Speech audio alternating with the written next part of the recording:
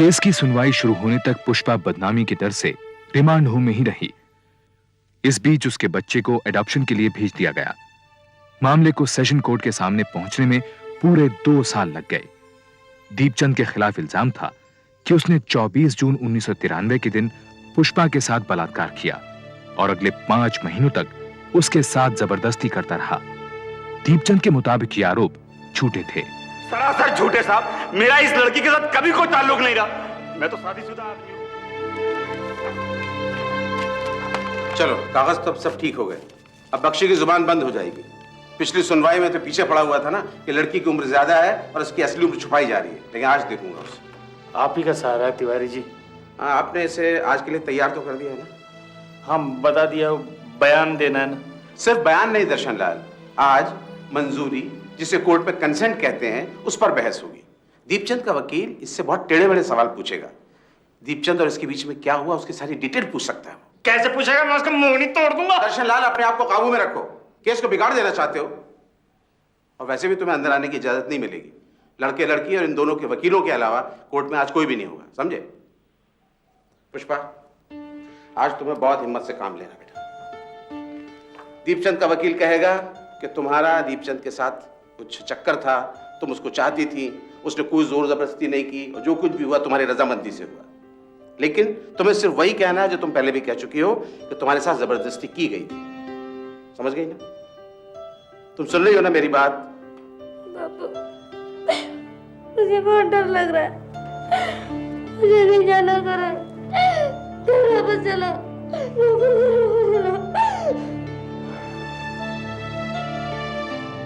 डरने की क्या बात है? मैं तो रहूंगा ना वहां पर। लेकर आइए इसे। कोर्ट इन सर्टिफिकेट से सेटिस्फाइड है। आप पुष्पा से सवाल पूछिए। Yes your honour. हाँ, तो पुष्पा, तुमने बयान दिया है कि दर्शन लाल की गैर हाजिरी में दीपचंद तुमसे बातें करने की कोशिश करता था, तुम्हारी तारीफ करता था, अक्सर अपने घर की खिड़की से तुम्हें घूरता रहता था। 2-3 बार तो उसने तुम्हें नहाते हुए देखने की भी कोशिश करी। क्या ये सही है? तुमने कभी किसी से इसकी शिकायत करी? नहीं। कभी तुमने अपने बापू को इस बारे में बताया? नहीं। नहीं। योर ऑनर, पुष्पा ने दर्शन लाल से कभी दीपचंद की शिकायत नहीं करी, क्योंकि दीपचंद ने कभी ऐसा कुछ किया ही नहीं जिसकी शिकायत की जा सके। मेरा मतलब, सच्चाई यह है योर ऑनर कि नई नई जवानी के जोश में यह पुष्पा दीपचंद पर डोरे डाल रही थी। अब घर गृहस्थी वाला मेरा मुवक्किल दीपचंद इसकी नजरों को, इसके ललचाई नजरों को, इसके इशारों को अनदेखा कर देता,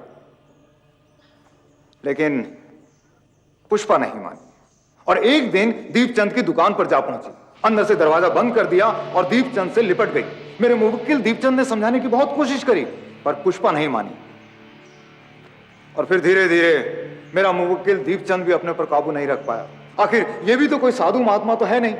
आप इस तरह से इस घटना का ब्यौरा दे रहे हैं बख्शी साहब, जैसे कि सब कुछ आपकी आंखों के सामने हुआ। क्या आप वहां मौजूद थे? नहीं था, लेकिन मुझे अपने क्लाइंट की सच्चाई पर पूरा भरोसा है। ये एक शरीफ आदमी को बेवजह फंसाने की कोशिश की जा रही है मिलॉर्ड। शरीफ आदमी?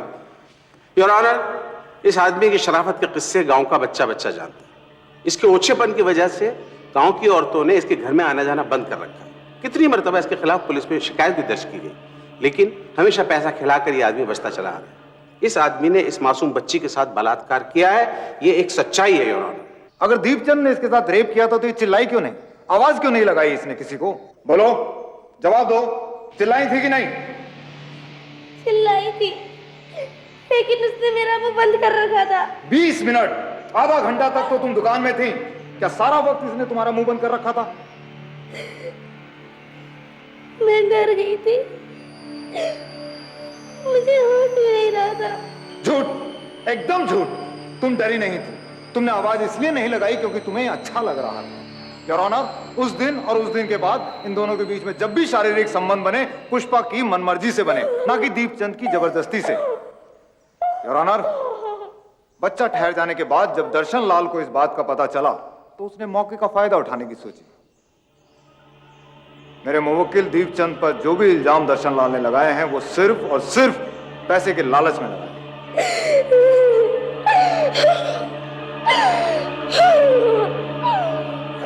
बच्ची इस हालत में नहीं है कि और गवाही दे सके, इसलिए इसे कोर्ट से बाहर ले जाइए। कोर्ट की कार्रवाई अगली तारीख तक के लिए मुलतवी की जाती है।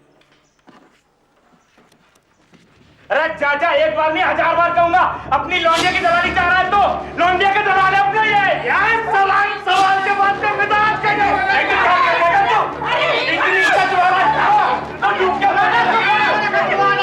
इसको देखो चाचा, अब देख लूंगा मैं तुझे। इतनी इज्जत वगैरह तो डूब के मर जाता कहीं। मेरी लौंडिया जगह जगह मुंह डाल मेरी में तब काबिल नहीं इज्जत। छोटे बड़े का तो लिहाज करा चुप करे तो। बेचारी पुष्पा पता नहीं कौन से जन्मों का फल भुगत रही है। भगवान जाने कैसे गुजरेगी उसकी पहाड़ जैसी जिंदगी। अरे तू कब से उसकी सगी बन गई? इतनी ज्यादा हमदर्दी है तो चली जाओ उसके साथ, मुझे कोई फर्क नहीं पड़ने वाला। लुगाइयों की कमी नहीं है मेरे पास।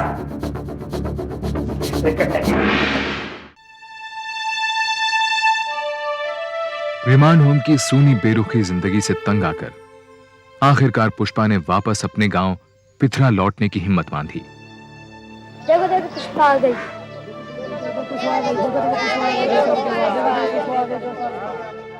पुष्पा को लेकर गांव वालों का रवैया अब भी काफी कड़वा था। हादसे के 2.5 साल बाद भी पुष्पा और दीपचंद का किस्सा लोगों की जुबान पर था।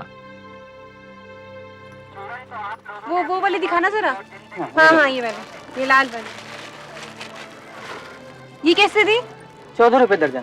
14 रुपए? 14 रुपए तो बहुत महंगी है। ये पीली वाली दिखाओ। ले लो बहन जी, आपके हाथ में बहुत फूबेंगी, देखो कितना अच्छा लग रहा है। नहीं 14 रुपए बहुत महंगी है।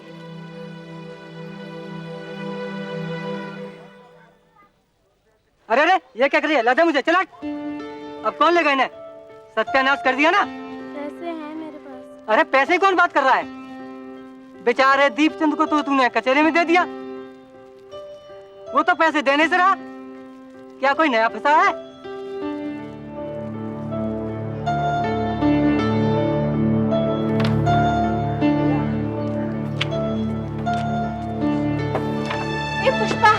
पुष्पा मन खराब मत कर अपना। इनकी बातें सुनने की आदत डाल ले, नहीं तो जिंदगी नहीं कटने वाली तेरी। ये ले, यही चूड़ियां चाहिए थी ना तुझे? अच्छा अब मैं चलती हूँ। हाँ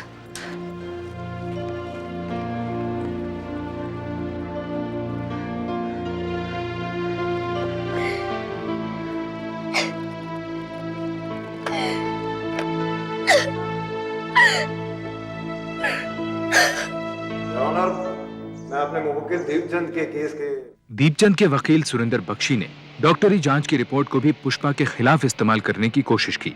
मेरी जांच के अकॉर्डिंग ये लड़की सेक्स की आदी रही है और ये इंफॉर्मेशन मेरी मेडिकल रिपोर्ट में भी मौजूद है। डॉक्टर निगम, क्या इस जांच से यह भी पता लगाया जा सकता है कि लड़की के संबंध, शारीरिक संबंध एक ही आदमी के साथ रहे? नो मिस्टर बख्शी, एक या दो या ज्यादा, ये कहना इम्पॉसिबल होगा। योर ऑनर, डिफेंस के लॉयर बार बार यह साबित करने की कोशिश कर रहे हैं कि पुष्पा के एक से अधिक पुरुषों के साथ संबंध रहे, लेकिन अपनी तमाम कोशिशों के बावजूद वो इस कोर्ट में एक भी ऐसा आदमी पेश नहीं कर सके हैं जिसके पुष्पा से किसी भी तरह के कोई संबंध रहे। डॉक्टर निगम, एक बात और बताइए, एक बालिग औरत के मुकाबले एक 14 वर्ष की बच्ची का सेक्सुअल एक्टिविटी में इन्वॉल्व होना कितना पेनफुल हो सकता है? बहुत पेनफुल हो सकता है, और फर्स्ट टाइम तो और भी ज्यादा पेनफुल होता है। और इस उम्र की लड़की के साथ अगर जबरदस्ती की जाए तो वो खतरनाक भी है। योर ऑनर, दीपचंद ने पुष्पा के साथ जो कुछ किया उसे सिर्फ दरिंदगी ही कहा जा सकता है। एक 14 बरस की मासूम बच्ची के साथ बलात्कार, फिर धमकियां देकर लगातार उसका फिजिकल एक्सप्लॉयटेशन, यहां तक कि जब उसके पेट में 5 महीने का बच्चा आ गया तब भी उसने उसको तैयार नहीं। एक छोटी सी बच्ची को इस उम्र में मां बना दिया। और डिफेंस लॉयर ये कहना चाहते हैं कि ये सब कुछ पुष्पा चाहती थी, पसंद करती थी। ये जो केस अदालत के सामने रखा गया, अदालत इस निर्णय पर पहुंची कि पुष्पा की तरफ से कोई सहमति नहीं थी और ये कि कानून के मुताबिक अगर सहमति हो भी तो नाबालिग के साथ शारीरिक संबंधों को बलात्कार ही माना जाएगा। बलात्कार और नाबालिग के साथ बलात्कार के इल्जाम में कोर्ट ने दीपचंद को 7 साल की कड़ी कैद की सजा सुनाई।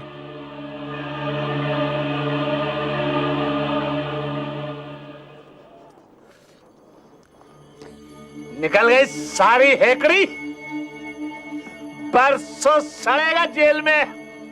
भैया बहुत पैसे खिलाए इसने, ऊपर नीचे सब जगह। 3-4 लाख तो वकीलों को ही खिला दिए होंगे, पर बचा नहीं। बचा नहीं। अरे मैंने भी कसम खा रखी थी, छोड़ूंगा नहीं साले को। बात पैसे की हेकड़ी दिखाता था ना, मैंने जमीन बेच दी। पुष्पा तेरे लिए मैं कंगाल हो गया। आइए गांव वाले, अब साले हंसते हो कि मैंने दामाद को जेल भेज दिया। सब पे केस कर दूंगा मैं। अरे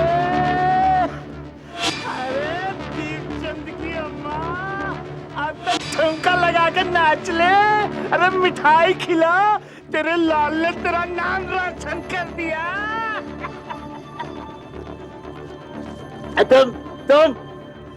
तुम सारे खड़े खड़े क्या देख रहे हो? तमाशा हो रहा है? हो गया तमाशा, अब जाओ खेले कूदो नाचो। दीपचंद की अम्मा,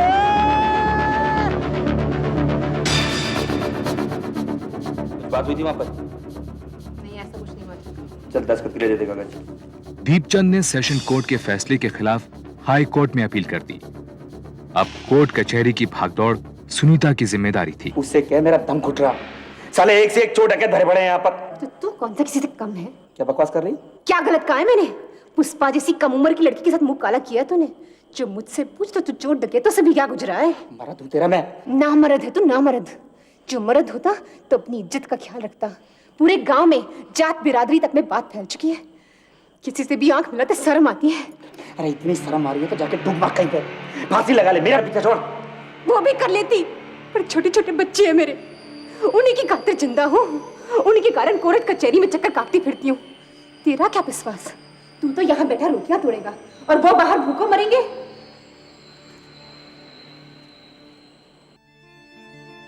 दर्शनलाल के सामने फिलहाल एक ही मकसद था, हर हाल में दीपचंद को सजा दिलवाना। दूसरी ओर बुआ पुष्पा की उजड़ी हुई जिंदगी को फिर से संवारने की कोशिश कर रही थी। बुआ ने कई जगह रिश्ते की बात चलाई, लेकिन लोगों ने पुष्पा के चरित्र पर उंगली उठाकर साफ इनकार कर दिया। आखिरकार बुआ ने एक परिवार को बातचीत के लिए मना ही लिया। अब दर्शनलाल जी, हम आपकी लड़की से कोई एतराज नहीं कर रहे। अब जो हो गया सो हो गया, उसमें इस बेचारी का क्या दोष है? हमारी पुष्पी बहुत सियानी है, सारे घर का कामकाज यही संभालती है। हमारे घर में काम है ही कहाँ। अरे ये तो राज करेगी, राज। हाँ वो घर की बात तो कर ले। मेरा लाल।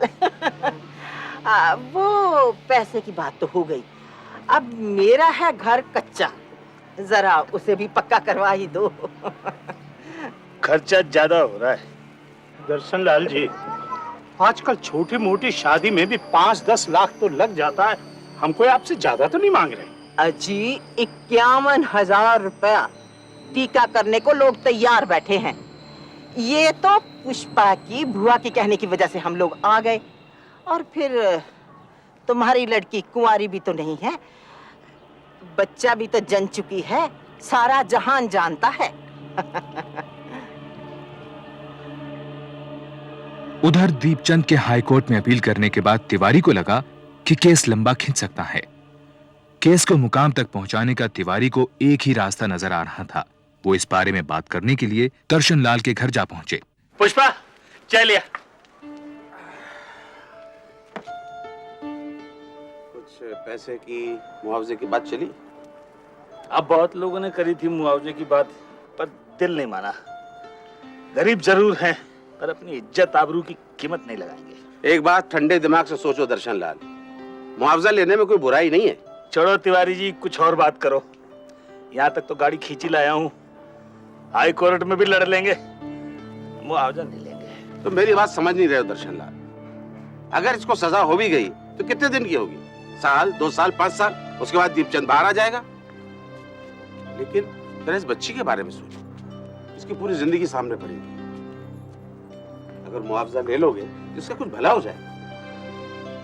सुरिंदर बख्शी ने अपने मुवक्किल दीपचंद की जमानत की अर्जी हाई कोर्ट के सामने रखी, लेकिन पुष्पा के वकील दीनदयाल तिवारी ने इसका जोरदार विरोध किया।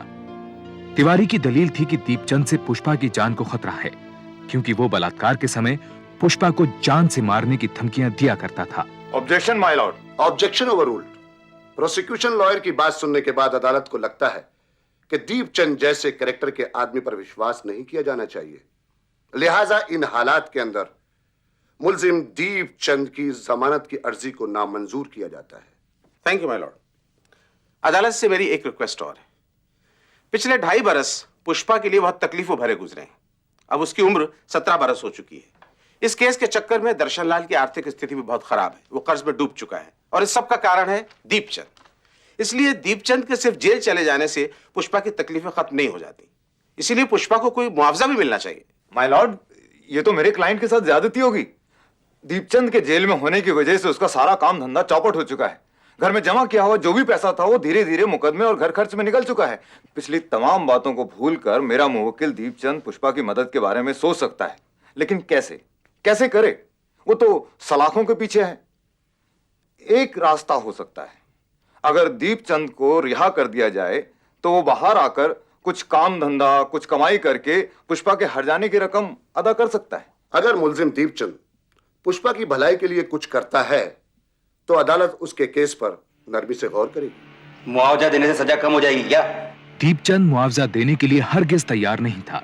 सुनीता अगले कुछ दिनों तक उसे समझाती रही कि अगर मुआवजा देकर सजा कम हो जाए तो कोई बुराई नहीं है। आखिरकार सुनीता ने दीपचंद को राजी कर ही लिया। जो तेरे मन में आए वो कर, मुझे यहाँ से बाहर निकलवा बस। और इस सिलसिले में दोनों तरफ के वकीलों की मुलाकात भी तय करवा दी। हाँ दीपचंद बोलो। भैया मेरे पास देने के लिए ज्यादा रकम नहीं है। तुम्हारे पास बचने के उपाय भी बहुत कम है दीपचंद। मालूम है। कितने पैसों से पेट भरेगा इसका? कितने पैसे चाहिए इसको पुष्पा के? पुष्पा के नहीं, पुष्पा को जो तूने दुख दिए उसकी एवज में। एक ही बात है। एक ही बात नहीं है। अब देख पे दीपचंद, अब जबान संभाल के बात करने उंगली किसको दिखा रहा है तू? क्या कर रहे हो दर्शन? समझाओ वकील साहब इसको। शांति से काम। वकील साहब समझाओ, नहीं तो फिर मैं आखिरी बात बोल रहा हूँ। मुआवजे के 6 लाख रुपए चाहिए। बहुत ज्यादा है। मेरे घर में नोटों के पेड़ नहीं लगे हुए हैं। मैं 2-2.5 लाख से ज्यादा नहीं दे सकता। मंजूरी हो तो बता देना। चलो वकील साहब। अरे तो एहसान किसे जता रहा है? अपने को बकसवाने के बदले में दे रहा रकम। इसकी हेकड़ी तो देखो। अरे भूल जाओ उसकी हेकड़ी को दर्शन लाल। हमें नहीं लेना मुआवजा। ठीक है, मत लो मुआवजा, लेकिन आगे क्या होगा उसकी तो सोचो। सुप्रीम कोर्ट में केस जाएगा तो दिल्ली जाना पड़ेगा बार बार। 5-6 साल तक ये केस खींचेगा। उसका तो कुछ नहीं बिगड़ेगा, घाटा तुम्हारा हो जाएगा, और तब तक तुम्हारी लड़की 21-22 साल की हो जाएगी। उस उम्र में कौन उससे शादी करेगा? अगर सुप्रीम कोर्ट में दीपचंद जीत गया तब क्या होगा? तुम्हारी लड़की की ज्यादा बदनामी होगी। इसीलिए कह रहा हूं दर्शन लाल, ये मुआवजा मिल रहा है, ले लो। बोलो कागजात तैयार करूं? माय लॉर्ड, सेक्शन 376 में साफ लिखा है अदालत मुल्जिम की सजा जितना चाहे कम कर सकती है यदि कुछ विशेष कारण हो तो। और कौन से विशेष कारण? मैं गरीब हूँ, है ना? गरीब की जरूरत सबकी भाभी, गरीब की बहन बेटियों की इज्जत लूट लो और फिर हर्जाना देकर के छूट जाओ। दर्शन लाल तुम बैठ जाओ। I am sorry my Lord, यह बात अभी तक क्लियर नहीं हुई है कि यह मामला बलात्कार का है या आपसी रजामंदी का। पुष्पा को जो बच्चा हुआ वो उसकी जिम्मेदारी अब नहीं है, उसे अडॉप्ट कर लिया गया है। घर में पुष्पा और दर्शन लाल 2 ही मेंबर हैं और इनकी जरूरतों के हिसाब से मेरे ख्याल से 2-2.5 लाख रुपए का कंपनसेशन काफी रहेगा। माय लॉर्ड, सेशन कोर्ट में यह बात साबित की जा चुकी है कि यह मामला रेप का है और माइनर रेप का। इसलिए मिस्टर बख्शी कैसे कह सकते हैं कि मामला अभी क्लियर नहीं है? मिस्टर बख्शी, आप अपने क्लाइंट की 7 साल की कड़ी सजा कम करवाना चाहते हैं और मुआवजे के तौर पर देना चाहते हैं सिर्फ 2 या 2.5 लाख रुपए। ऐसा आपने सोच भी कैसे लिया? माय लॉर्ड, मुआवजे के लिए कम से कम 6 लाख रुपए होने चाहिए, वरना इस कॉम्प्रोमाइज का कोई मतलब नहीं। अदालत इस नतीजे पर पहुंची है जज का मानना था कि जब पहली बार दीपचंद और पुष्पा के बीच शारीरिक संबंध बने तो ऐसा हो सकता है कि उसमें पुष्पा की सहमति रही हो, इसलिए दीपचंद के खिलाफ धारा 342 के तहत कोई मामला नहीं बनता। लेकिन पुष्पा क्योंकि उस वक्त नाबालिग थी, इसलिए चाहे उसकी सहमति हो या ना हो, उन शारीरिक संबंधों को सेक्शन 376 के तहत बलात्कार ही माना जाएगा। कोर्ट ने मुआवजे की रकम 4 लाख रुपए तय की और दीपचंद की सजा को 7 साल से घटाकर 6 महीने कर दी। मुआवजा दिलवाकर सजा कम करने के हाई कोर्ट के इस फैसले का समाज में काफी विरोध हुआ, लेकिन धीरे धीरे लोग इस बात को भूल गए। सर्वे देवताभ्यो नमः, सूर्य देवताभ्यो नमः, चंद्र देवताभ्यो नमः, भौम देवताभ्यो नमः, बुद्ध देवताभ्यो नमः। मुआवजे की रकम का एक बड़ा हिस्सा पुष्पा की शादी पर खर्च हुआ, ताकि शादी हो जाए तो जल्द से जल्द पुष्पा पिथरा गांव से दूर चली जाए।